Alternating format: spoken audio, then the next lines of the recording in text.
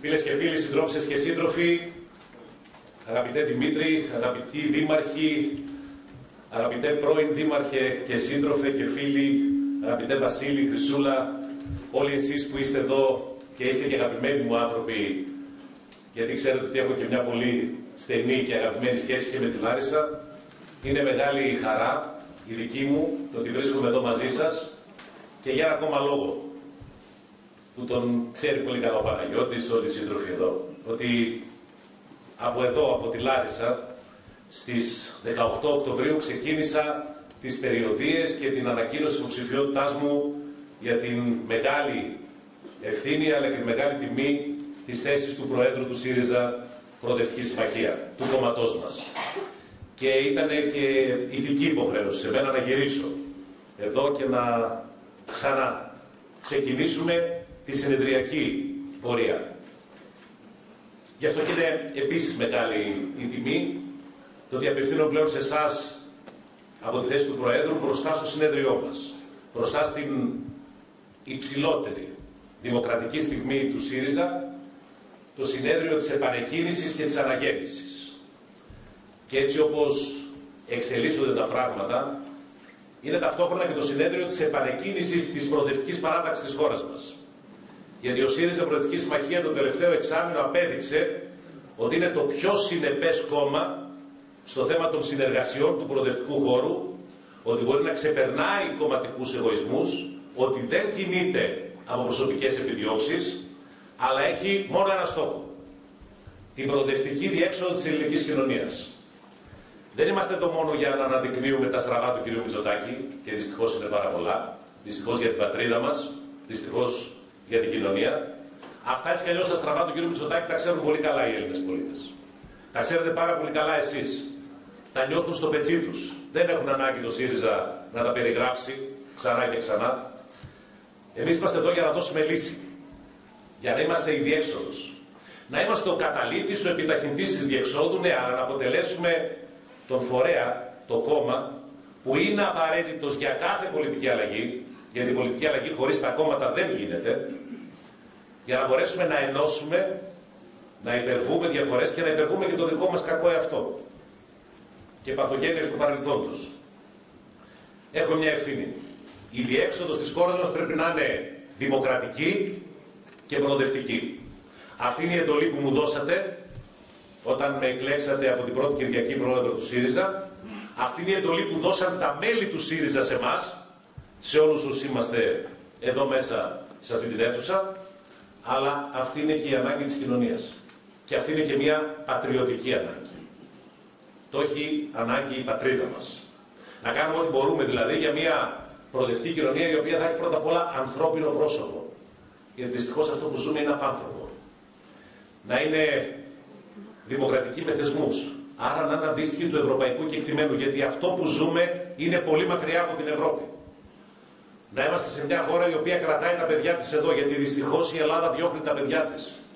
Η πλειοψηφία των φοιτητών ιατρικής σκέφτεται να κάνει ακόμα και ειδικότητα εκτός Ελλάδος, όχι απλά να δουλέψει. Και θέλουμε ταυτόχρονα και μια πατρίδα η οποία θα είναι ισχυρή, δεν θα εισπράττει συνεχώς χαστούκια, κάτι το οποίο δυστυχώς έγινε αυτή την εβδομάδα πολλές φορές με τραγικό τρόπο. Και θα μιλήσω και για αυτά σήμερα. Όλα αυτά όμως αμφισβητούνται από τη σημερινή κυβέρνηση. Και είμαι εδώ γιατί επιλέξαμε ο συνεδριακός διάλογος να μην είναι μια εσωτερική διαδικασία, να μην είναι δηλαδή μια κουβέντα που κάνουμε μέσα, είναι ένα ταλάκι που κάναμε στο παρελθόν. Δεν είναι εσωτερική υπόθεση το συνέδριο του κόμματος. Είναι υπόθεση της κοινωνίας.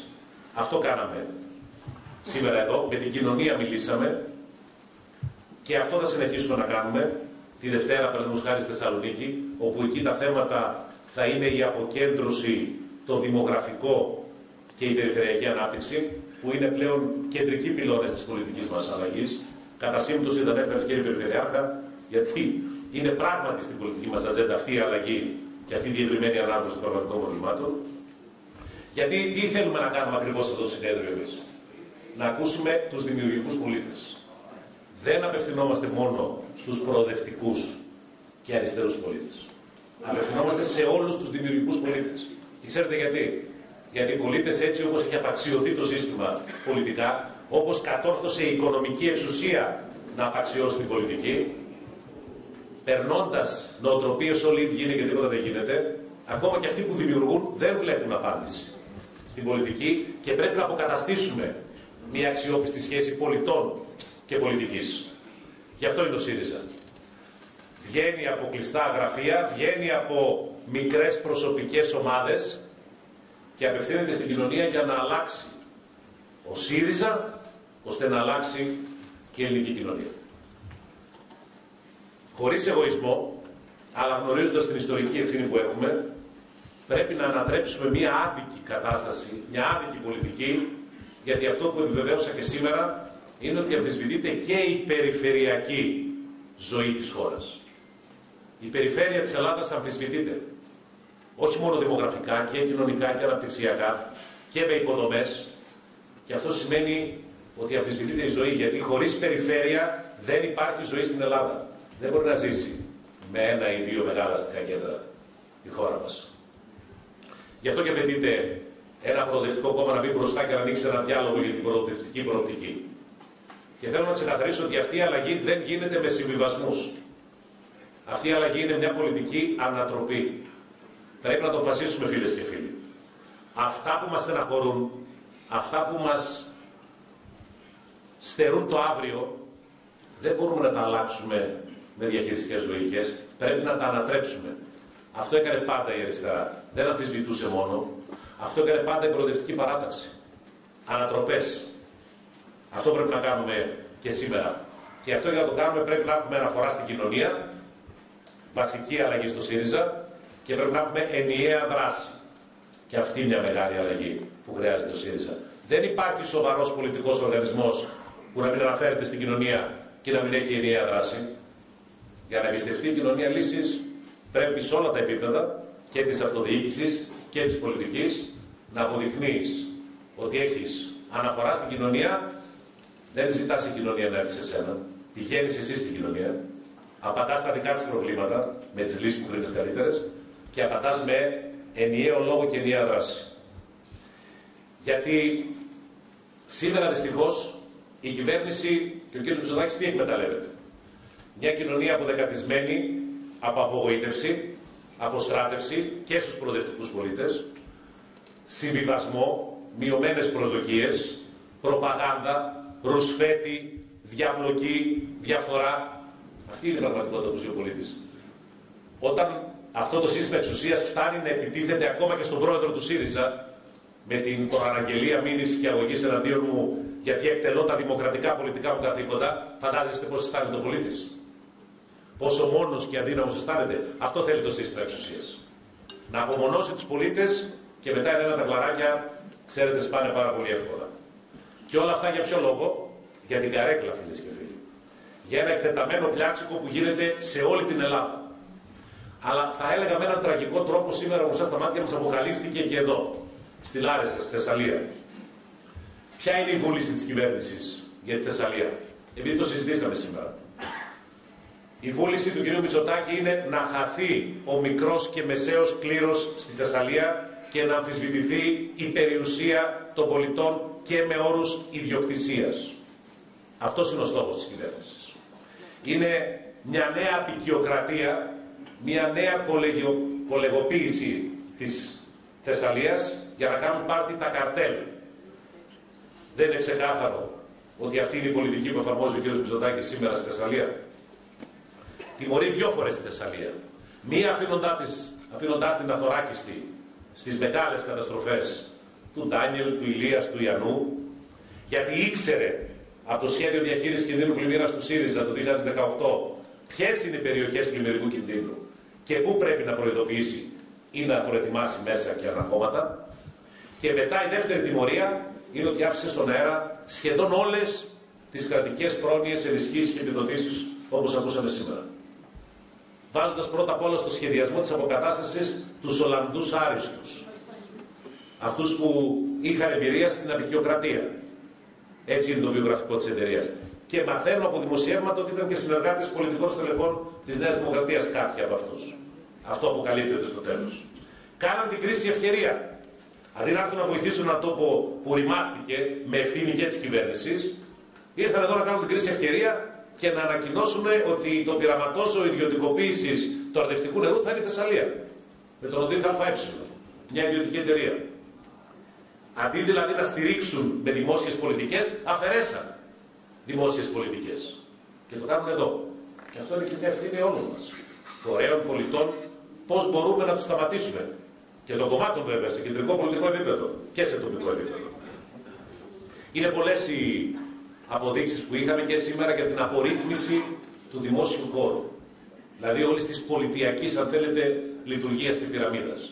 Έχω την αίσθηση ότι ένα κομμάτι αυτού του σχεδίου εδώ στη Θεσσαλία, σε μια περίοδο, αν θέλετε, μετατραυματική, αφού ήρθε αυτή η μεγάλη ζημιά, έγινε και για άλλο ακόμα ένα στόχο. Για να αποδομήσει όσες ρίζες προοδευτικής πολιτικής είχαν μείνει στον αγροτικό χώρο της Θεσσαλίας, που ήταν σημαντικός για την ελληνική ιστορία και για τους αγώνες που έδωσε για να υπάρχει εδώ ελεύθερη και δυνατή αγροτιά. Και αυτό είναι και μια δική μας ευθύνη. Να είμαστε αντάξιοι αυτού του παρελθόντος. ΟΔΙΘ ΑΕ. Απικιοκρατία για την αγορά του κλήρου. Γιατί τι θέλουν, να απαξιώσουν τον κλήρο και να τον αγοράσουν. Αυτό σημαίνει νέο κολύγι στον τόπο τους, η Θεσσαλία και η Θεσσαλίας. Σκεφτείτε ακόμα ένα εργαλείο, να το πω απλά για να μην το σκέφτεστε και πολύ. Μηνιαίοι λογαριασμοί ρεύματος για τους αγρότες. Ενώ ο ΣΥΡΙΖΑ έχει φτάσει ακόμα και σε ετήσια έκδοση στο τέλος της κυβέρνησής μας. Γιατί ο αγρότης δεν εισπράττει κάθε μήνα, άρα κάποια στιγμή θα τσακίσει ένας λογαριασμός και θα αρχίσουν να τρέχουν και τα πανωτόκια και οι πληστηριασμοί. Γιατί άλλωστε έβγαλε η ΔΕΗ ΑΕ 1,8 δισεκατομμύρια κέρδη προφόρων το 2024. Από ποιους? Και από τους αγρότες της Θεσσαλίας. Ταυτόχρονα, να σας πω με τίτλους ορισμένα σχέδιά τους. Φράγματα. Όχι δημοσία έργα πλέον. ΣΔΙΤ, ιδιωτικά. Νέο παράθυρο για ιδιωτικοποίηση του νερού. ΔΕΙΑ. Ενοποίηση και ιδιωτικοποίηση των ΔΕΙΑ. Δεν τα βγάζουν πέρα προφανώς. Αφού τους χρεοκοπήσαμε τη ρήτρα αναπροσαρμογής, πώς θα τα βγάζουν πέρα? Από την πίσω πόρτα πάλι ιδιωτικοποίηση. Με αφαίρεση περιουσίας των Δήμων. Αποδυνάμωση των Δήμων. Πώς? Με κλείσιμο σχολικών επιτροπών, με λίγο προσωπικό, κόβοντας πόρους, δίνοντας ευθύνες. Και μαλακή εκλογικού συστήματος από την πίσω πόρτα. Αγροτικός χώρος. Σπέρνουν φωτοβολταϊκά στη γη υψηλής παραγωγικότητας. Ενώ το είχε απαγορεύσει η κυβέρνηση του ΣΥΡΙΖΑ. Τώρα προφανώς έρχονται και επιμελητήρια και θεσμοί και λένε αυτό αμφισβητεί ακόμα και την επάρκεια τροφίμων στην Ελλάδα. Ναι, όταν τα έλεγε ο ΣΥΡΙΖΑ ήταν καλά. Τώρα τι κάνουμε? Και έρχονται μετά και βάζουν περικοπές είτε σε βιομηχανίες, είτε σε αγρότες, είτε σε δήμους στην παραγωγή ενέργειας, πράσινης ενέργειας, γιατί δεν αντέχει το σύστημα, γιατί δεν επένδυσαν στο δίκτυο ούτε στη συσσόρευση και τους υποχρεώνουν να την πετάνε στα σκουπίδια τη φθηνή πράσινη ενέργεια, να διαμαρτύρονται τα δάνεια, να πάρουν και τα φωτοβολταϊκά τα κοράκια των γαλάζιων παιδιών. Αλλά το κορυφαίο είναι ότι εδώ που είχαμε αυτό το τεράστιο πλήγμα από πλημμύρες, δεν προχωράν τα έργα που από το 2018 σχεδιάστηκαν για να ενισχύσουν το υδατικό ισοζύγιο, την παραγωγή και το περιβάλλον στη Θεσσαλία. Έργα που υπερεύαιναν τότε το 1 δισεκατομμύριο ευρώ και είχαμε συμφωνήσει, και ήμουν προσωπικά εγώ ο εισηγητής που με τον Αλέξη Τσίπρα συμφωνήσαμε να έρθει 1 δισεκατομμύριο ευρώ στη Θεσσαλία να γίνουν δουλειές και να γίνουν έργα. Και η Θεσσαλία, που είναι το αντιπαράδειγμα της πλημμύρας, δεν έχει σήμερα σχέδιο διαχείρισης κινδύνου πλημμύρας. Ενώ με βάση την Ευρωπαϊκή Οδηγία έπρεπε να έχει στο τέλος του 2021. Και ενώ η κυβέρνηση του ΣΥΡΙΖΑ το 2018 το ολοκλήρωσε και το έκανε ΦΕΚ. Είναι αυτό που δεν χρησιμοποίησαν στις πλημμύρες. Τώρα δεν υπάρχει. Τι μεγαλύτερη απόδειξη χρειάζεται κανείς για να καταλάβετε και να καταλάβουμε ότι τιμωρεί δεύτερη φορά τη Θεσσαλία η κυβέρνηση του κ. Μητσοτάκη? Χωρίς το σχέδιο για να μην ξαναέχουμε τα ίδια κυκλοφορούμε. Και η κυβέρνηση δεν έχει ακόμα καλύψει βασικές επιπροώσεις. Σήμερα στη σύσκεψη ακούσαμε γέφυρα της Διάβας, γέφυρα του Παλαιόπουργου, γέφυρα της Αμπελιάς, γέφυρα στο Φυτόπολο Ζήνικο στο Βόλο. Έχουμε τιμόρροπα που μας είπε ο κ. Περιφερειάρχης ότι για αυτά, για τα τιμόρροπα, είναι ένας κόκκινος ενεργερμός. Δεν υπάρχουν λύσεις στην πλειοψηφία των Δήμων. Έχουμε το πρόβλημα με τις αποκαταστάσεις στα κτίρια, με τα ακαλλιέργητα, τα μπαζωμένα και χαρατρωμένα, που επίσης δεν έχει γίνει σχεδόν τίποτα, με επιδόματα ενοικίου, με τους οικίσκους, όλα αυτά κατατεθήκανε και οι αγρότες μας λένε ότι η αγροτική καθυστερεί. Από το ΘΕΣ Γη ακούσαμε και τέτοια παράπονα. Δεν έχουν πληρωθεί τα μηχανήματα έργου ακόμα στους Δήμους, οι οποίοι βάλαν τα μηχανήματα έργου για να καθαρίσουν τις μέρες πλημμύρας. Δεν έχουν πληρωθεί ακόμα, ενώ η αγροτική οδοπία είναι σε τραγική κατάσταση σε πάρα πολλούς Δήμους. Και έρχεται η κυβέρνηση και σου λέει: έτσι όπως σε βρίσκω αδύναμο, βγάζω και ένα προεδρικό διάταγμα για τους οικισμούς κάτω των 2.000 κατοίκων. Και αρνούμε το δικαίωμα της οικοδομησιμότητας που είχαν οι πολίτες και κάποιοι πληρώσαν για να αγοράσουν κιόλας. Μια μικρή περιουσία. Βέβαια, αν τα αγοράσει κάποιος τώρα απαξιωμένα όλα μαζί, βγάζει εύκολα υψηλότερους συντελεστές δόμησης. Αυτό είναι. Το νέο πιάτσικο στη γη δεν είναι μόνο στην αγροτική περιουσία, είναι πλέον και στην οικιστική περιοχή. Και από ό,τι γνωρίζουμε πολύ καλά και μας το επιβεβαίωσαν σήμερα οι αγρότες, χωρίς αγροτική στρατηγική, χωρίς συνεταιριστική λογική, έργο του Θες Γη, 2,5 εκατομμύρια ευρώ, είναι εδώ και 8 μήνες σε μια υπηρεσία χωρίς στελέχη και περιμένει να εγκριθεί. Προσέξτε τώρα. Προσπάθησαν οι αγρότες περιοχής να συνεταιριστούν, να καταθέσουν προτάσεις για να κάνουν μια τυποποίηση, μια αναβάθμιση του αγροτικού προϊόντος. Υπέβαλαν έργο στο Ταμείο Ανάκαμψης, εγκρίθηκε. Έχουν υποβάλει το πρώτο φάκελο εδώ και 8 μήνες. Τελειώνει το Ταμείο Ανάκαμψης του χρόνου και δεν έχει στελέχη του Υπουργείου Αγροτικής Ανάπτυξης να ελέγξει το φάκελο. Μιλάμε για την κυβέρνηση των Αρίστων. Γι' αυτό τα λέω. Γιατί αυτή είναι η κυβέρνηση των Αρίστων. Από την άλλη μεριά, οι τιμές προϊόντων, όπως μάθαμε, δεν βγάζουν ούτε καν το κοστολόγιο. Έτσι φεύγουν τα νέα παιδιά και πουλώνουν τα χωράφια για ένα κομμάτι ψωμί. Ενώ η κυβέρνηση λέει, είχε ανακοινώσει εδώ και 3 χρόνια ότι θα κάνει διαβούλευση για ένα κανονισμό του ΕΛΓΑ, τον οποίο δεν τον ξέρει κανένας. Φαίνεται ότι διαβουλεύονται όπως διαβουλεύονται στον ΟΠΕΚΕΠ. Το νέο μεγάλο σκάνδαλο της ελληνικής ζωής. Σκάνδαλο Νέας Δημοκρατίας προφανώς. Πώς αλλιώς θα μπορούσε να γίνει άλλωστε. Είναι ξεκάθαρη πολιτική ευθύνη για αυτό το σκάνδαλο. Εμείς έχουμε ζητήσει 3 φορές να έρθει το θέμα στη Βουλή. Η κυβέρνηση τα γνωρίζει όλα, γιατί τα πορίσματα της δικαιοσύνης τα ήξεραν οι υπουργοί. Οι υπουργοί πρέπει να ελεγχθούν για τις αποφάσεις και τις εντολές τους. Υπάρχουν καταγγελίες ότι απελευθερώθηκαν αφημοί που ήταν δεσμευμένα και δόθηκαν επιδοτήσεις. Θέλω απάντηση από την εισαγγελία. Την ευρωπαϊκή βέβαια, έτσι. Από την ελληνική δεν περιμένουμε να κάνει κίνηση. Θα σας τα πω μετά για την ελληνική εισαγγελία. Αλλά υπάρχουν ερωτήματα. Έγιναν προειδοποιήσεις της Ευρωπαϊκής Ένωσης το 2021 και το 2022, ναι ή όχι? Σε ποιους έφτασαν και τι έκαναν? Τα θέτω τώρα για να μην χρειαστεί μετά να κάνω απολογισμό.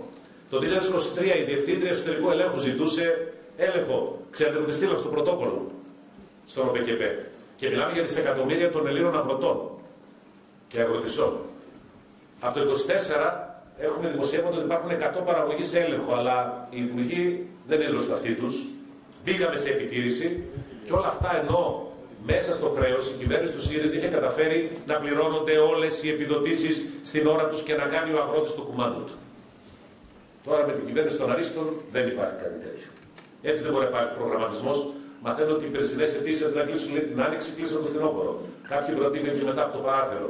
Και περιμένουμε τώρα την πρώτη δόση των περσινών που τέτοια περίοδο δεν ήταν ταυτοποιημένα με την κυβέρνηση μας.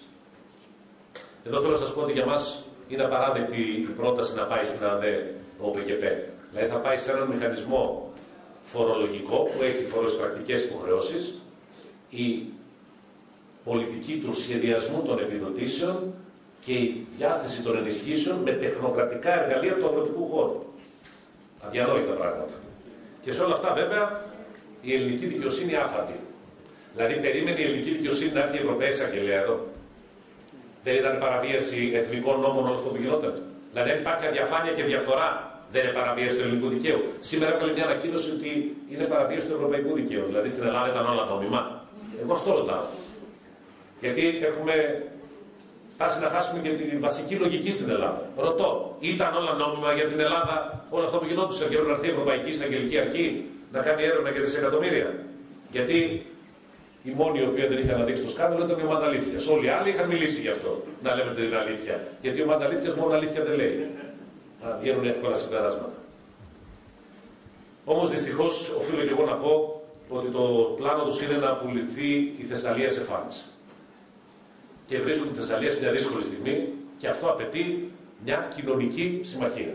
Νομίζω ότι είναι πολύ καλό το ότι εμείς συνεισφέρουμε όχι μόνο στην ανάλυση του προβλήματος αλλά και σε προτάσεις, και είναι καλό το ότι ο ΣΥΡΙΖΑ συζητάει με τους φορείς της Θεσσαλίας, γιατί μια τέτοια κοινωνική συμμαχία δεν γίνεται μόνο από τα πάνω, ούτε από την Αθήνα, όπως καταλαβαίνετε. θέλει εδώ. Και η αυτοδιοίκηση είναι ένας φορέας που ο ΣΥΡΙΖΑ πολιτικά, όχι απλά εμπιστεύεται, τον θεωρεί και κομμάτι κινηματικής δράσης, την αυτοδιοίκηση. Δεν είναι διαχειριστής η αυτοδιοίκηση. Είναι δημοκρατικός χώρος που αλλάζει τη ζωή των πολιτών. Άρα για μας είναι προοδευτική κατάκτηση η αυτοδιοίκηση. Πρέπει να την ενισχύσουμε και να την εμπιστευτούμε και εμείς. Και να απαιτήσουμε από τους ερετούς να πάνε την αυτοδιοίκηση μπροστά, όχι πίσω σε διαχειριστικά εργαλεία, μπροστά και να απαιτήσουν και από την κυβέρνηση. Όμως το πρόβλημα, ξέρετε, δεν είναι μόνο στους αγρότες ή στους οικισμούς. Περπατώντας στους πεζοδρόμους της Λάρισσας σήμερα, οι έμποροι με πιάναν και μου λέγανε, γιατί μίλησα με κάποιους, ότι είναι η χειρότερη κατάσταση που ζήσαμε τα τελευταία 35 χρόνια σε επίπεδο αγοραστικής δύναμης. Γι' αυτό και το λέω ξεκάθαρα, φίλες και φίλοι. Αν δεν υπάρχει ένας ξεσηκωμός από τις δημιουργικές δυνάμεις του τόπου, που είναι μέσα και οι προοδευτικοί και οι δημοκράτες πολίτες, δεν θα πάει η κατάσταση προς το καλύτερο. Απαιτείται ένας ξεσηκωμός. Να το πω αλλιώς. Αν δεν τους διώξουμε, φίλες και φίλοι, δεν θα έχει οξυγόνο η κοινωνία μας. Ούτε δημοκρατία, ούτε ανάπτυξη. Ο πολιτικός στόχος λοιπόν είναι να πέσει αυτή η κυβέρνηση, αλλά να υπάρχει μια προοδευτική διέξοδος. Γι' αυτό και ο ΣΥΡΙΖΑ επιστρέφει στην πολιτική. Για να μην είναι άδικη η πολιτική. Να μην είναι αδιέξοδη. Και βέβαια εδώ πρέπει να πω ότι η ανάγνωση αυτή δεν αφορά μόνο τη Θεσσαλία. Θέλω να είμαι ειλικρινής. Τα παγκόσμια διέξοδα μας υποχρεώνουν να κοιτάξουμε και λίγο ευρύτερα. Ο πόλεμος των δασμών μέχρι τον πόλεμο κατά της ζωής, η συζήτηση για πυρηνικούς εξοπλισμούς στην Ευρώπη, τα αδιέξοδα της ευρωπαϊκής πολιτικής που δεν έχει στρατηγική Ευρώπη, δεν είναι η Ευρώπη που θέλουμε, ούτε η Ευρώπη που ονειρευόμαστε, η Ευρώπη της κυρίας Φοντερ Λάιεν, να το πούμε αυτό και του Ριάρμιγιου και των δισεκατομμυρίων της οικονομίας του πολέμου. Πρέπει να γίνει μια Ευρώπη των πολιτών, της ανάπτυξης, του περιβάλλοντος, της δημοκρατίας, της αποκέντρωσης. Αυτή την Ευρώπη εμείς θέλουμε. Και εδώ δυστυχώς έχουμε και ένα σοβαρό πρόβλημα με την εξωτερική πολιτική της κυβέρνησης Μητσοτάκη. Και πρέπει εδώ από το κέντρο της Ελλάδας να μιλήσουμε λίγο για αυτά που αφορούν και τα σύνορα και τη χώρα και την πατρίδα μας. Λάθος ο τρόπος εμπλοκής στην Ουκρανία. Λάθος το τι έχει γίνει με το καλώδιο στην Κάσο. Το καλώδιο δηλαδή το Ελλάδα-Κύπρος που το αφήσαμε να αμφισβητηθεί. Τώρα μας ρωτούν τι να κάνουμε, έτσι όπως τα κάνατε. Είναι η απάντησή μου. Θέλετε συνένοχο? Όχι, να εφαρμόσετε αυτά που είναι εθνικές πολιτικές. Την εθνική γραμμή υπηρετούσε πάντα ο ΣΥΡΙΖΑ. Και δεν έχουμε κουβέντα πάνω σε αυτό. Πόσο μακριά είμαστε από την εθνική γραμμή στη Γάζα και στην Παλαιστίνη? Αυτό είπα στον πρόεδρο της Δημοκρατίας, που του ζήτησε ραντεβού την Τρίτη. Άλλη ήταν η εθνική γραμμή. Ήμασταν σε όλη την περιοχή της Ανατολικής Μεσογείου η χώρα που διατύπωνε τη δική της πολιτική άποψη και ενίσχυε την ειρήνη και την ασφάλεια. Τώρα, πού είμαστε? Κρυμμένοι. Στην καλύτερη των περιπτώσεων. Αλλιώς τρέχουμε από πίσω. Από άλλους. Γιατί φοβάται ο κ. Μητσοτάκης να διατυπώσει πολιτική για την Ελλάδα? Εγώ πήγα στον πρόεδρο της Δημοκρατίας και είπα συγκεκριμένες προτάσεις. Η Ελλάδα, η Κύπρος και η Αίγυπτος να γίνουν ένα τρίγωνο ανθρωπιστικό. Να μεταφερθεί ανθρωπιστική βοήθεια και να υπάρξει υπό την αιγίδα της Ευρωπαϊκής Ένωσης ένα νοσοκομείο στην περιοχή της Γάζας. Για να υπάρχει ζωή. Υπάρχει κανείς που αμφισβητεί το μεγαλύτερο δικαίωμα της ζωής? Δεύτερο ζήτημα, να ενεργοποιήσουμε ξανά την τριμερή με την Παλαιστίνη και την Κύπρο. Πολιτική κατάκτηση της Ελλάδας είναι, γιατί να μην λειτουργήσει? Την υπηρετήσαμε σαν κυβέρνηση του ΣΥΡΙΖΑ. Την εισάγαμε στην πολιτική ατζέντα, την κατοχυρώσαμε. Να συνεργαστούμε με το Οικουμενικό Πατριαρχείο, γιατί υπάρχουν χριστιανικά μνημεία καταταφισμένα στη Γάζα. Ο ναός του Αγίου Πορφυρίου και με την Εκκλησία της Ελλάδας. Να καλέσουμε εμείς σαν Ελλάδα που είμαστε στο Συμβούλιο Ασφάλειας και προεδρεύουμε το ΟΗΕ μια διάσκεψη. Το πιο εύκολο πράγμα. Και το πιο σημαντικό. Η Ευρώπη, η Ευρωπαϊκή Ένωση και όλη η Ανατολική Μεσόγειος. Μόνο έτσι μπορεί να υπάρχει και χειρία και λύση. Και να αναγνωρίσουμε το κράτος της Παλαιστίνης. Είναι απόφαση της Βουλής από το 2015. Γι' αυτό τον λόγο ζήτησα να έρθει και ο πρόεδρος της Παλαιστίνης στη χώρα μας, ο Μαχμούντ Αμπάς. Και όχι σαν τον κύριο Μητσοτάκη που δεν ακολουθεί ούτε τις ευρωπαϊκές χώρες. Αυτό σημαίνει πάμε πίσω από την εθνική γραμμή. Και βλέπουμε που έχει οδηγήσει αυτή η υποχρεωτικότητα. Η Τουρκία μιλάει για τα F-35, μας έλεγαν δεν υπάρχει περίπτωση καμία. Έτσι δεν λέγανε? Θεσμικά και δημόσια. Και μπήκε στο πρόγραμμα SAFE. Ξέρετε τι είναι το πρόγραμμα SAFE? 150 δισεκατομμύρια ευρωπαϊκά για αμυντικούς εξοπλισμούς. Η Τουρκία. Πέρασε από το Συμβούλιο Γενικών Υποθέσεων. Έγινε η επικύρωση και μπήκε στη λίστα των εταίρων. Και τώρα λέει η κυβέρνηση θα βάλει βέτο εκ των υστέρων. Δηλαδή με τις επιλογές της άφησε ανοιχτή κερκόπορτα. Και επειδή άκουσα σήμερα τον κύριο Δένδια να μιλάει για κερκόπορτα για το ίδιο θέμα, θέλω να πω το εξής. Οι ευθύνες της κυβέρνησης είναι ενιαίες και απολογείται το σύνολο της κυβέρνησης για τα ελλείμματα. Δεν υπάρχει τρόπος διαφυγής και δικαιολογίας. Οι αντιπολίτες και η κοινωνία δικαιούνται να κρίνει αυτή την κυβέρνηση που αφήνει κερκόπορτες ανοιχτές. Και βέβαια, οφείλω να πω ότι δεν αρκεί η ραδιοφωνικά διατυπωμένη πρόταση του κ. Μητσοτάκη για κάζους μπέλι, που ακούστηκε από ραδιόφωνο να καταθέτει μια τόσο σοβαρή πρόταση για ένα σοβαρό θέμα κυριαρχίας της χώρας μας. Η σχέση Τουρκίας-Ευρώπης πρέπει να έχει προαπαιτούμενα. Τα προαπαιτούμενα αυτά είναι σεβασμός της άγκυρας στο διεθνές δίκαιο, άρση του κάζους μπέλι, ελεύθερη δημοκρατική Κύπρος που είναι κατεχόμενη και βέβαια σεβασμό στο δίκαιο της θάλασσας. Χωρίς αυτές τις προϋποθέσεις, κανείς δεν μπορεί να νομοποιηθεί να βάλει την Τουρκία στη συζήτηση με την Ευρωπαϊκή Ένωση. Αλλά και στη χώρα μας. Πρέπει να κάνουμε πολλά περισσότερα. Γιατί υπάρχει ασφυξία. Η ακρίβεια, το χαμηλό εισόδημα, ο χαμηλότερος μισθός της Ευρωζώνης και ο χαμηλότερος μισθός της Ευρώπης με όρους τιμών κόστους προϊόντων δεν αφήνει την κοινωνία να ανασάνει. Ενώ θέλω να σας το πω αυτό, γιατί με έχει συγκλονίσει αυτή η στατιστική, οι μισοί εργαζόμενοι δουλεύουν υπερορίες και το 50% αυτών δεν τις πληρώνεται. Και ψάχνοντας τα στατιστικά, βρήκα τι κάνουν τα παιδιά, οι νέοι επιστήμονες με το μεταπτυχιακό. Το 70% των κατόχων μεταπτυχιακού δουλεύουν υπερορίες και το 70% δεν πληρώνουν.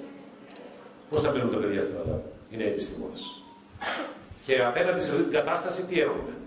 Πάρτε τα λίγο στο νου σας. Σας είπα, ΔΕΗ, 1,8 δισεκατομμύρια κέρδη προφόρων. Το EBITDA. Ελληνικό δημόσιο, 6,5 δισεκατομμύρια υπερπλεόνασμα.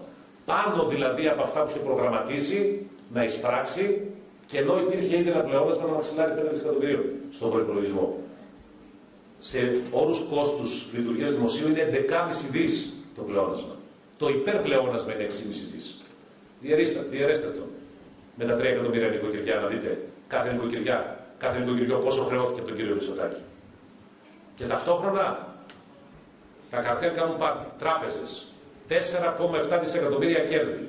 4,7 δισεκατομμύρια κέρδη. Έφυγαν από όλα τα ελληνικά νοικοκυριά και από όλες τις ελληνικές επιχειρήσεις και από την αυτοδιοίκηση. Σαφέστατα. Γιατί όλα αυτά θα μπορούσαν να γίνουν αγροτική οτοπία στη Θεσσαλία. Καθάρισμα των χωραφιών που είναι χαραδρομένα και μπαζωμένα. Κατεδάφιση των ετοιμόρροπων. Πράγματα που θέλει η Θεσσαλία σήμερα. Αυτή είναι μια ξεκάθαρη κλοπή. Κλέβουν ταυτόχρονα δισεκατομμύρια το κράτος του κυρίου Μητσοτάκη, φόρο κλοπή και τα καρτέλ του κυρίου Μητσοτάκη των γαλάζιων παιδιών. Γιατί μου πείτε τώρα ότι πίσω από τη ΔΕΗ δεν είναι γαλάζια παιδιά ή πίσω από κάποια τραπεζικά στελέχη, όλα και όλα. Η κυβέρνηση τα έχει διορίσει. Αυτή είναι η πραγματικότητα. Και οι νέοι και οι νέες της χώρας μόνο με το κόστος στέγης αποφασίζουν να φύγουν από την Ελλάδα. Δεν ανοίγουν οικοκυριά ακριβώς γιατί είναι υπέροχο το κόστος στέγης. Εμείς εδώ έχουμε ξεκάθαρες προτάσεις. Και τις έχουμε καταθέσει και στον προοδευτικό διάλογο. Είναι οι 10 συν 1 προτάσεις που έχουν μέσα συγκεκριμένες λύσεις. Πώς πάρε τα καρτέλ? Με ισχυρή παρουσία του δημοσίου. 2 παρεμβάσεις. Η μία είναι ισχυρός έλεγχος. Πού είναι οι επιτροπές ανταγωνισμού, πού είναι οι ρυθμιστικές αρχές, πού είναι τα υπουργεία να ελέγχουν. Και δεύτερον, παρουσία του δημοσίου στο μετοχικό κεφάλαιο των φορέων που έχουν μονοπωλιακή εικόνα και θέση στην αγορά. Ενέργεια, ρεύμα, καύσιμα, τράπεζες. Ώστε να κατεβάζει τις τιμές και να βελτιώνει τον ανταγωνισμό. Γιατί υγιή ανταγωνισμό δεν έχουμε. Πάρτι έχουμε. Συνεννοούνται για τις τιμές και κάνουν πάρτι. Αυτή είναι η πραγματικότητα. Και ταυτόχρονα χρειαζόμαστε ενίσχυση του εισοδήματος. Συλλογικές συμβάσεις, 13ο, 14ο μισθός. Στον ιδιωτικό, στο δημόσιο τομέα. Συνταξιούχοι, 13η σύνταξη, κατάργηση προσωπικής διαφοράς και κατάργηση φοράς αλληλεγγύης. Είναι προτάσεις του ΣΥΡΙΖΑ δημοσιευμένες. Μας δεσμεύουν. Είναι οι 10 σε 1 προτάσεις. Να σας πω ένα παράδειγμα. Από τα 4,7 δισεκατομμύρια, γιατί ορθώς ο Περιφερειάρχης είπε να έχουμε συγκεκριμένες προτάσεις. Από τα 4,7 δισεκατομμύρια των τραπεζών, να μην πάρει τίποτα το δημόσιο ταμείο, λέμε εμείς. Αλλά να φτιάξουν οι τράπεζες με έλεγχο της Τράπεζας της Ελλάδας, εδώ να κάνει τη δουλειά του ο κ. Στουρνάρας, ένα ειδικό ταμείο που να ενισχύει μόνο μικρομεσαία καινοτόμα επιχείρηση στην περιφέρεια, όχι στην Αθήνα, στην περιφέρεια, και στεγαστική πολιτική στην περιφέρεια. Γιατί βλέπω ότι και εσείς παίρνετε πρωτοβουλίες για τη στέγη. Αυτό δίνει δουλειές, λύνει θέματα του δημογραφικού, αποκεντρώνει και δίνει πλουραλισμό της οικονομίας. Ενώ σήμερα η αγορά μαζεύεται και στερεύει, εμείς θέλουμε να πολλαπλασιαστεί και να πλατείνει. Αυτή είναι η διαφορά μας στην πολιτική πρόταση. Όμως ο κ. Μητσοτάκης επιλέγει μια νέα λιτότητα. Και ταυτόχρονα με τη νέα λιτότητα, γιατί είναι δική του επιλογή το υπερπλεόνασμα, καταστρατηγεί σε όλα τα πεδία κανόνες, δημοκρατία, θεσμούς, ανεξάρτητες αρχές, απαξιώνει την αυτοδιοίκηση, υποκλοπές. Πού ακούστηκε, επειδή βλέπω εδώ πέρα και πρώην ένστολους, πού ακούστηκε στην Ελλάδα ή σε μια ευρωπαϊκή χώρα να παρακολουθείτε για πάνω από ένα χρόνο ο αρχηγός του στρατού και να μην έχει ανοίξει το ρουθούνι. Ούτε καν μιλητήρια αναφορά δεν έχει γίνει. Το μισό Υπουργικό Συμβούλιο, τίποτα. Τίποτα. Τσιμουδιά. Ομερτά. Δεν μιλάει κανείς. Και αυτό φανταστείτε πώς μετράει στον πολίτη. Όταν βλέπει τον αρχηγό του στρατού και τους υπουργούς να δέχονται αυτή την καταπάτηση δικαιωμάτων συντάγματος και ευρωπαϊκού κεκτημένου, αλλά και άλλα πολλά. Επιθέσεις δημοσιογράφους, διαρροή προσωπικών δεδομένων, σκάνδαλα που σε άλλη περίοδο ή μάλλον σε άλλη χώρα θα είχαν ρίξει κυβέρνηση. Να πάρω το έγκλημα των τεμπών, μιας και η συγκυρία το έφερε την ημέρα που ολοκληρώσαμε την πρόταση του ΣΥΡΙΖΑ για Προανακριτική Επιτροπή, να είμαι εδώ, στη Λάρισα, δίπλα στα Τέμπη, το οποίο μας έχει σημαδέψει όλους, δεν έγινε από σχέδιο, γιατί καταλαβαίνω ότι χθες το βράδυ εμείς τελειώσαμε την πρώτη πρόταση και την πρώτη επεξεργασία. Ο ΣΥΡΙΖΑ θέλω να είμαι ξεκάθαρος απέναντί σας, γιατί από αύριο και μεθαύριο θα ανακοινωθούν πολλά στοιχεία. Είχε δεσμευτεί για ένα πράγμα. Επειδή συνδέεται το θέμα του ελλείμματος δικαίου στην ελληνική κοινωνία με την αξιοπιστία της πολιτικής, εμείς είπαμε ότι θα είμαστε η φωνή της δικαιοσύνης και της κοινωνίας μέσα στη Βουλή. Ανοίξαμε το θέμα όσο μπορούσαμε. Και στην Ελλάδα και στο εξωτερικό. Η ευρωομάδα του ΣΥΡΙΖΑ έχει πάρει πάρα πολλές πρωτοβουλίες ώστε να διεθνοποιήσει το ζήτημα. Και τώρα ετοιμάζεται συζήτηση στο Ευρωκοινοβούλιο με πρωτοβουλία της δικής μας ευρωομάδας για το θέμα της ασφάλειας των σιδηροδρόμων. Τι έχουμε πει όμως, ότι εμείς θέλουμε να αποδοθούν οι ευθύνες όσο ψηλά και αν βρίσκονται οι υπεύθυνοι. Η κυβέρνηση πρέπει να πει γιατί θέλει. Μπάζωμα, συγκάλυψη, κουκούλωμα. Και όπου δεν περνάει αυτό, έχουμε μέχρι και απολύσεις. Δείτε τον Κώστα του Κυριδούνια, τον πρόεδρο τότε και σήμερα των μηχανοδηγών, που έκανε εξώδικες καταγγελίες ότι τελικά απολύθηκε από τη Hellenic Train, με μια εκδικητική αντισυνδικαλιστική απόλυση. Αλλά για τον κύριο Μητσοτάκη σημασία έχει η καρέκλα και η εξασφάλιση της εξουσίας. Εμείς λοιπόν λέμε ότι η πρόταση προανακριτικής που θα καταθέσει ο ΣΥΡΙΖΑ θα γίνει με σεβασμό στην αλήθεια και στο Σύνταγμα. Γιατί δεν μπορεί να γίνει πουθενά άλλο έρευνα. Φίλες και φίλοι, θέλω να είμαι καθαρός.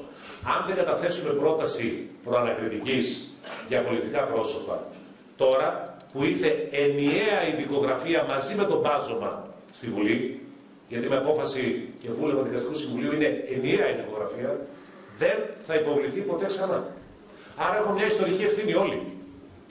Αν δεν αποδείξουμε ότι μπορεί στην Ελλάδα το δίκαιο και η αλήθεια να έχουν τη δυνατότητα να σταθούν ως αξίες στην ελληνική κοινωνία, η κοινωνία θα αμφισβητήσει και το δίκαιο και τη Βουλή. Και αυτό είναι μεγάλο θέμα ευθύνης για μας και θέμα αξιοπιστίας. Άρα, δεν θα ανεχτούμε το βάζωμα της συγκάλυψης. Ό,τι ερώτημα υπάρχει από τη δικογραφία θα το θέσουμε στην προανακριτική, χωρίς καμία κομματική ή πολιτική σκοπιμότητα. Δηλαδή, για να είναι καθαρό, γιατί πρέπει να απαντηθούν όλα αυτά αύριο. Δεν θα βάλουμε κάτι παραπάνω στη δικογραφία με πολιτική σκοπιμότητα και δεν θα αφαιρέσουμε κάτι που θα βρεθεί στη δικογραφία από πολιτικό φόβο ή σκοπιμότητα. Γιατί απέναντι στην κοινωνία πρέπει να είμαστε τίμοι. Και υπάρχει δέσμευση από πολλές πλευρές της Βουλής, την έχω ακούσει, να αποκαλυφθεί ο εντολέας του μπαζώματος και της συγκάλυψης. Ο ΣΥΡΙΖΑ θα είναι συνεπής σε αυτή την δέσμευση. Και πρέπει να μας πούν ποιον εκπροσωπούσε τελικά ο κύριος Τριαντόπουλος. Γιατί ο ίδιος έλεγε ότι είναι στο πεδίο, εδώ δυστυχώς κοντά, με εντολές του Πρωθυπουργού. Το έχει πει σε όλους τους τόνους και σε όλα τα δελτία τύπου. Εμείς πάντως δεν θα δεχτούμε ένα νέο κουκούλωμα. Γιατί η πρόταση της Νέας Δημοκρατίας για πλημέλημα του κυρίου Καραμανλή είναι ντροπή. Είναι προσβολή στην κοινωνία, προσβολή στη δικαιοσύνη, προσβολή στη μνήμη των θυμάτων, προσβολή στο Σύνταγμα και στις υποχρεώσεις μας απέναντι στην πολιτεία. Μετά το χειροκρότημα ξεπλένει ακόμα μια φορά τον κύριο Καραμανλή η Νέα Δημοκρατία. Και εδώ η ευθύνη αφορά όλους τους βουλευτές της Νέας Δημοκρατίας. Και η ευθύνη αυτή θα κρυφθεί στη Βουλή σε λίγες μέρες. Γιατί λένε ότι δεν υπάρχει καμία ένδειξη, έστω απλή ένδειξη, αυτό επιβάλλει η νομοθεσία, για να γίνει διερεύνηση για κακουργηματική ευθύνη στα τέτοια. Και θέλουν να ρίξουν στα μαλακά τον κύριο Καραμανλή όπως κάναμε τον κύριο Τριαντόπουλο. Τον περάσαν bypass για να μην εξεταστεί, να μην έρθει μάρτυρας, όταν ο ΣΥΡΙΖΑ ζήτησε ο πρώτος μάρτυρας να είναι ο κύριος Μητσοτάκης. Ούτε ως μάρτυρας δεν έρχεται ο κύριος Μητσοτάκης στη Βουλή. Η κυβέρνηση μου κάνει ό,τι μπορεί παραβιάζοντας το Σύνταγμα και τους νόμους, ενώ εμείς θα απευθύνουμε μία πρόταση συμπεριλαμβάνοντας όλους όσους βρούμε μέσα στην δικογραφία, ακόμα και αν είναι και ο κύριος Μητσοτάκης, γιατί αυτό είναι η υποχρέωσή μας απέναντι στην αλήθεια. Και δεν θα προδώσουμε αυτή την εμπιστοσύνη που διαμορφώνουμε αυτό το τελευταίο εξάμηνο. Και αυτό το κατανοεί η κοινωνία. Και αυτό θα αφορά και άλλα κυβερνητικά στελέχη που είχαν ενημερωθεί για τα προβλήματα της ασφάλειας του συνδρόμου. Γιατί ο κύριος Μητσοτάκης είχε ενημερωθεί για τα προβλήματα ασφάλειας. Και όχι μόνο μία φορά. Και για να είμαστε απολύτως συνεπείς, αυτή την εντολή έρευνας, αυτή την εντολή προκαταρκτικής έρευνας θα την καταθέσουμε και για τον Χρήστο Σπίρτση. Γιατί εμείς δεν θέλουμε να μείνει τίποτα κρυφό. Να μην μείνει καμία σκιά. Να μείνει καμία σκιά στο ΣΥΡΙΖΑ, καμία σκιά στην πολιτική, καμία σκιά στη δικαιοσύνη. Γι' αυτό και είχαμε τολμήσει και για τη Σύμβαση 717 να είναι και ο κ. Χρυσοχοΐδης και ο Χρήστος Σπίρτσης. Αλλά δεν το δέχτηκαν τα άλλα κόμματα. Συντρόφισσες και σύντροφοι, εμείς θα συνεχίσουμε αυτόν τον δρόμο. Είναι προφανές ότι τους ενοχλούν. Είναι προφανές ότι δεν αντέχουν μια τέτοια πολιτική παρουσία. Υπάρχουν πολλά σχέδια, φανερά και κρυφά, για να μας φημώσουν. Ένα από τα τελευταία ήταν η απειλή μήνυσης και αγωγής που έκανε η ομάδα αλήθειας εναντίον. Εναντίον δηλαδή ενός πολιτικού αρχηγού, γιατί πήγα στον εισαγγελέα και ζήτησαν να ερευνηθούν οι καταγγελίες για τριγωνική συναλλαγή της προπαγανδιστικής μηχανής Νέας Δημοκρατίας, που απαγορεύεται από τον νόμο. Ζήτησα λοιπόν να ελεγχθεί η εφαρμογή του νόμου και μου κάνανε προειδοποίηση μήνυσης και αγωγής. Τους απαντώ. Είναι θέμα δημοκρατίας, είναι θέμα δημοσίου συμφέροντος και εδώ δεν φοβηθήκαμε άλλα κι άλλα. Την ομάδα αλήθειας θα φοβηθούμε. Για όνομα του Θεού.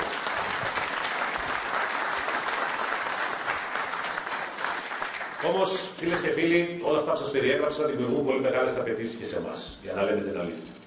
Γι' αυτό ο ΣΥΡΙΖΑ πρέπει να αναγεννηθεί, να επανεκκινήσει, να αλλάξει. Πες το όπως θέλετε. Η κοινωνία περιμένει από εμάς λύσεις. Θέλει να τη στηρίξουμε. Και εδώ χρειάζεται ένας σοβαρός, δημοκρατικός, πολιτικός οργανισμός. Θέλουμε και νέες επεξεργασίες, πράγματι. Το είπατε κι εσείς που κάνατε τις εισαγωγικούς χαιρετισμούς. Έτσι είναι. Και το συνέδριό μας είναι η προϋπόθεση για να αλλάξει ο ΣΥΡΙΖΑ. Γιατί για το συνέδριο ήρθαμε σήμερα να συζητήσουμε. Και θέλω να σας πω ότι πρέπει να αφήσουμε και πίσω πολλές παθογένειες που μας απαξιώσανε. Γιατί υπήρξε περίοδος που ντρεπόμασταν για το κόμμα μας. Και υπήρξαν και αίτια που δημιούργησαν αυτή την αρνητική εξέλιξη. Δεν έχω κρύψει την αλήθεια. Έχω μιλήσει ξεκάθαρα και όταν έδειξα υποψηφιότητα ότι ο ΣΥΡΙΖΑ πρέπει να γίνει ένας φορέας, το είπα στην αρχή, με ενιαίο λόγο και δράση. Χωρίς προσωπικές φιλοδοξίες και ομάδες. Και αυτό θα το εξηγηθώ και στο συνέδριο και θέλω από τώρα να είστε ενήμεροι και ενήμερες. Γιατί υπήρξαν ομάδες που λειτουργήσαν μέσα στο κόμμα, μας πλήγωσαν, απογοήτευσαν πολύ κόσμο και μας οδήγησαν και σε πολύ μικρό δημοσκοπικό αποτύπωμα. Αυτή είναι και η δέσμευσή μου. Αυτές οι μεγάλες πολιτικές και οργανωτικές αλλαγές θα συζητηθούν στο συνέδριο και είναι ήδη στην εισήγηση αλλαγής καταστατικού. Να είμαι ξεκάθαρος και δημόσια. Και είναι καλό που είναι εδώ πέρα και η δημόσια τηλεόραση για να αποτυπωθούν όλα αυτά. Λέμε ναι στα ρεύματα ιδεών, αλλά λέμε όχι στις προσωπικές ομαδοποιήσεις και στις κλειστές ομάδες. Δεν έχουμε ανάγκη στρατό μέσα στο κόμμα. Όχι. Η συζήτηση θα γίνεται στις οργανώσεις που είναι όλα τα μέλη μαζί. Δεν θα προφασίζονται πράγματα σε κλειστές ομάδες. Ναι στην εκλογή Προέδρου από τη βάση, αλλά όσοι ψηφίζουν για Πρόεδρο πρέπει να έχουν πολιτική ένταξη στο ΣΥΡΙΖΑ. Να το έχουν αποφασίσει πολιτικά. Όχι απλά να περνάνε μία μέρα κάποιοι και να μην ξανάρχονται. Ναι, θα γίνονται εγγραφές για να ψηφίσουν για Πρόεδρο, αλλά θα υπάρχει μία ολοκλήρωση του καταλόγου με πολιτική ένταξη. Θέλουμε νέα μέλη στο ΣΥΡΙΖΑ. Η βάση θα αποφασίσει. Αλλά θα είμαστε μαζί και μετά την εκλογή. Τους χρειαζόμαστε και τις χρειαζόμαστε. Ναι, βέβαια, στο να έχει ταυτόχρονα και προϋποθέσεις στην εκλογή του Προέδρου. Δεν γίνεται να ξαναζήσουμε στιγμές αναξιοπιστίας που πέρασαν. Ναι, να υπάρχει και ψηφιακή λειτουργία του ΣΥΡΙΖΑ. Η νέα γενιά, οι νέοι επαγγελματίες, οι νέοι επιστήμονες θέλουν και άλλο τρόπο προσέγγισης στην πολιτική. Ναι, στη δημοκρατία, με δύο προϋποθέσεις. Δημοκρατία σημαίνει και λογοδοσία. Άρα δεν μπορούμε να έχουμε μια θέση στο κόμμα και να μην κάνουμε απολογισμό. Και ταυτόχρονα δημοκρατία σημαίνει ότι ό,τι αποφασίζουμε θα το υλοποιούμε όλοι μαζί. Ναι, λοιπόν, στη δημοκρατία, αλλά όχι στην παραφωνία της ασυνέπειας και της πολυφωνίας. Θα πρέπει να υλοποιούμε ό,τι αποφασίζουμε και να κρινόμαστε γι' αυτό. Όλα αυτά περιλαμβάνουν και την υποχρέωση να ανανεώσουμε τα όργανα. Εδώ χρειαζόμαστε, και αυτό είναι μια δική μας δέσμευση και εντολή, να καλέσουμε και νέο κόσμο από την κοινωνία. Αυτό κάναμε στην Επιτροπή Επανεκκίνησης και αυτό θα συνεχίσουμε να κάνουμε. Γιατί, οφείλω να το πω, μπορεί να είμαστε λιγότεροι, αλλά δεν είναι μικρότερες οι αξίες μας. Και πλέον το προστάσιό μας γίνεται μεγαλύτερο σε επίπεδο προτάσεων. Γνωρίζω πάρα πολύ καλά ότι έχουμε πληγωθεί. Γνωρίζω πάρα πολύ καλά ότι και στις δημοσκοπήσεις που δημιουργούν και κλίμα, υπάρχει και ένα ερώτημα αξιοπιστίας. Η κοινωνία λέει: μπορώ να σε εμπιστευτώ ξανά. Μόνο αν αλλάξουμε πραγματικά, και αυτό αποδεικνύουμε με τον προσεδρικό διάλογο, μπορούμε να δώσουμε τέτοιες απαντήσεις. Άρα ο ΣΥΡΙΖΑ πρέπει να συστηθεί ξανά στην κοινωνία. Και εδώ, όπως είπα και το πρωί στη σύσκεψη που κάναμε, πρέπει σε κάποιους χώρους να έχουμε πολύ πιο ισχυρή παρουσία. Αυτοδιοίκηση, συνδικαλισμός, συνεταιρισμός, επιμελητήρια. Δεν μπορεί να απουσιάζει ο ΣΥΡΙΖΑ. Ούτε μπορούμε εμείς εδώ, που μπορεί να συμπαθούμε, να υποστηρίζουμε το ΣΥΡΙΖΑ, να μένουμε μόνο στην πολιτική του πληκτρολογίου. Ο ΣΥΡΙΖΑ θα είναι το κόμμα των ενεργών πολιτών και των δημιουργικών πολιτών. Θα τους υποστηρίζει, θα τους καλεί, θα τους στηρίζει. Είναι πολιτική και κοινωνική αναγκαιότητα. Και να σταθούμε απέναντι στον κύριο Μητσοτάκη. Και να κάνουμε κάποιες μεγάλες τομές, πέρα από τους 10 συνέναν άξονες, για την πολιτική μας πρόταση. Δεν θέλω να σας κουράσω και ήδη έχουμε ανοίξει πολλά θέματα στο συνέδριο, αλλά σκεφτείτε κάποιες βασικές ιδέες. 4 μεγάλες θέλω να πω. Η ισχυρή πολιτεία, που αποδεικνύει ότι δεν είναι ανίσχυρο ο κ. Μητσοτάκης, που θα έχει έλεγχο και ρύθμιση στην αγορά και θα έχει αποκεντρωμένη διάσταση με εργαλεία αυτοδιοίκησης πιο δυνατά από ό,τι είναι σήμερα. Και με φορολογική αποκέντρωση. Όχι όμως με τον κόσμο του έμφυα, που είναι μικρός στους φτωχούς δήμους και υψηλός στους πλούσιους δήμους. Πραγματική φορολογική αποκέντρωση. Δεύτερο ζήτημα. Θα πρέπει να έχουμε μια δημοκρατική, πλουραλιστική οικονομία. Όπου εδώ πρέπει να χρηματοδοτούνται πρώτα οι ενεργειακές κοινότητες, οι συνεταιρισμοί, οι ομάδες παραγωγών, η κοινωνική οικονομία, η οικονομία των ΟΤΑ, η αποκεντρωμένη οικονομία, για να υπάρξει μια αλλαγή και διεύρυνση της παραγωγικής βάσης. Τρίτον, δημόσια αγαθά. Αναφέρω πρώτα την υγεία και μόνο την υγεία θα μείνω σήμερα. Σήμερα το αγαθό της υγείας αμφισβητείται. Άμεσα πρέπει να μεταφερθεί από τον προϋπολογισμό της χώρας ποσό 3 δισεκατομμυρίων ευρώ στην υγεία, που τα 2 δισεκατομμύρια θα πάνε στους εργαζόμενους και σε νέες θέσεις εργασίας. Σήμερα αμφισβητείται και η πρωτοβάθμια υγεία και τα έκτακτα περιστατικά και τα χειρουργεία. Και ήταν για μένα συγκλονιστικό το ότι είδα στην Κρήτη τη Δευτέρα που ήμουν στο Ηράκλειο ότι στο Βενιζέλιο νοσοκομείο γίνανε 1000 χειρουργία λιγότερα από ό,τι γίνανε το 2019, το 2024. Και τέταρτο και τελευταίο, νομίζω ότι θα πρέπει να μιλήσουμε για μια νέα δημόσια πολιτική στέγης. Δεν μπορεί να μένει στο καρτέλ του real estate με τις μεγάλες πιέσεις από το Airbnb και τα άλλα εργαλεία και την Golden Visa το θέμα της στέγης. Πρέπει η πολιτεία να αναλάβει δημόσια πολιτική στέγη, στην οποία θα ανακοινώσουμε την άλλη Δευτέρα στη Θεσσαλονίκη. Όλα αυτά νομίζω ότι δείχνουν προς τα πού το πάμε και καταλαβαίνετε ότι αυτά που σας ενδιαφέρουν εδώ πάρα πολύ ακούστηκαν. Το δημογραφικό, η αποκέντρωση είναι κεντρικά στοιχεία της πολιτικής μας πρότασης. Για να κλείσω όμως με την πολιτική πρόταση, αυτό που είναι απαραίτητο είναι να υπάρχει μια ενιαία προοδευτική απάντηση από την ελληνική κοινωνία. Και εδώ δυστυχώς βλέπω ότι οι ηγεσίες των άλλων κομμάτων αποδεικνύονται, ας πω τουλάχιστον ασυνεπείς, σε αυτό που είναι η ανάγκη της κοινωνίας. Γιατί οι δημοσκοπήσεις δείχνουν και κάτι πολύ σημαντικό. ότι μια προοδευτική πρόταση απέναντι στον κύριο Μητσοτάκη μπορούσε να κερδίσει τη δεξιά, να την ανατρέψει και να εφαρμόσει προοδευτικές πολιτικές. Εδώ λοιπόν λέω ξεκάθαρα. Εμείς είμαστε συνεπείς. Αλλά το όχι των άλλων κομμάτων, του ΠΑΣΟΚ και της Νέας Αριστεράς μέχρι στιγμής, είναι όχι στην ελληνική κοινωνία. Εμείς με την ελληνική κοινωνία μιλάμε. Με τους προοδευτικούς πολίτες. Και το συνέδριό μας θέλουμε να είναι σταθμός για να είναι ο ΣΥΡΙΖΑ ικανός να είναι ο καταλύτης και το στήριγμα μιας συνεχούς και συνεπούς προσπάθειας για να υπάρχει αυτή η συνεργασία. Εξάλλου, η κοινωνία μας το λέει ξεκάθαρα. Βρείτε τα, γιατί δεν πάει άλλο. Εμείς λοιπόν τα βρήκαμε μεταξύ μας, καλούμε και την υπόλοιπη προοδευτική κοινότητα να έρθει σε αυτό το κάλεσμα και θα συνεχίσουμε να διευρύνουμε τις κοινωνικές συμμαχίες που είναι απαραίτητες. Όμως, όπως είπα και στην αρχή και κλείνω έτσι, η προοδευτική παράταξη δεν ήταν ποτέ για την καρέκλα. Δεν την ενδιέφερε ποτέ η πολιτική καριέρα και δεν έκανε και ποτέ συμβιβασμούς. Δεν αναλαμβάνω την ευθύνη αυτή για να γίνω καλύτερος διαχειριστής. Θα μπορούσαμε να είμαστε. Έχουμε αποδείξει ότι πάμε πολύ καλά και στην επίλυση χρόνιων διαχειριστικών προβλημάτων. Όχι, φίλες και φίλοι. Εμείς διαλέγουμε να συμμετέχουμε στην πολιτική για να είμαστε με τη σωστή πλευρά της ιστορίας. Και η σωστή πλευρά της ιστορίας είναι η πρόοδος, τα δικαιώματα και η προκοπή ενός τόπου. Αυτή είναι η σωστή πλευρά της ιστορίας.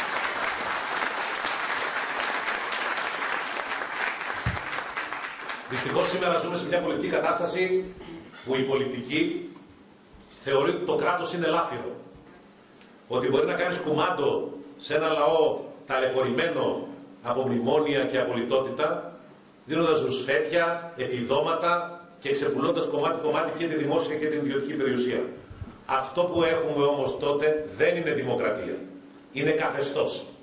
Ένα καθεστώς λοιπόν καλούμαστε να ανατρέψουμε. Και το καθεστώς Μητσοτάκη πρέπει να φύγει το συντομότερο. Και μαζί με αυτό το καθεστώς να φύγει η σαπίλα, η διαφθορά και το παρακράτος.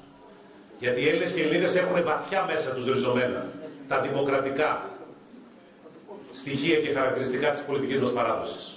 Αυτή είναι η πολιτική ιστορία της Ελλάδας. Όσο και αν προσπαθούν να τη σβήσουν, η Ελλάδα απελευθερώθηκε με αντίσταση. Αυτό είναι το βασικό στοιχείο της Ελλάδας. Και η Ελλάδα έριξε τη Χούντα με αντίσταση και πάλι. Και η Ελλάδα έδιωξε τα μνημόνια με αντίσταση και πάλι. Αυτή είναι η συνέχεια της πολιτικής μας ιστορίας. Σας καλώ λοιπόν σε αυτή την προσπάθεια, χωρίς να είμαστε μόνο αντιπολίτευση, αλλά από τη θέση της κυβερνώσας αριστεράς, από τη θέση της προοδευτικής παράταξης, να δώσουμε μαζί τη μάχη, ώστε να αναλάβει ξανά η προοδευτική παράταξη την ευθύνη της διακυβέρνησης της χώρας.